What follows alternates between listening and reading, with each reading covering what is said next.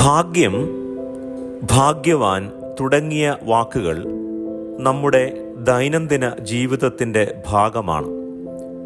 മറ്റുള്ളവർക്ക് അസൂയ തോന്നുന്ന ജോലി, സമ്പത്ത്, വീട്, വാഹനങ്ങൾ എന്നിവ നമുക്കുണ്ടെങ്കിൽ ആളുകൾ നമ്മളെ ഭാഗ്യവാന്മാരെന്നും ഭാഗ്യവതികളെന്നും വിളിക്കും.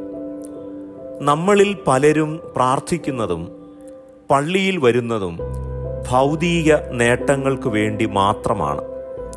പ്രാർത്ഥന ലോട്ടറി എടുക്കലല്ല, പള്ളി ഭാഗ്യം വിൽക്കുന്ന സ്ഥലവുമല്ല.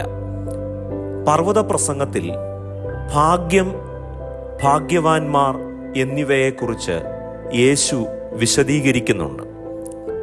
ഹൃദയശുദ്ധിയുള്ളവരും കരുണയുള്ളവരും ആത്മാവിൽ ദരിദ്രരായവരും നീതിക്കായി വിശക്കുന്നവരുമൊക്കെയാണ് ഭാഗ്യവാന്മാരും ഭാഗ്യവതികളും.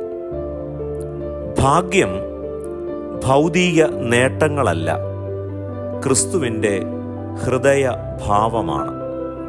ദൈവം നമ്മളെ അനുഗ്രഹിക്കട്ടെ.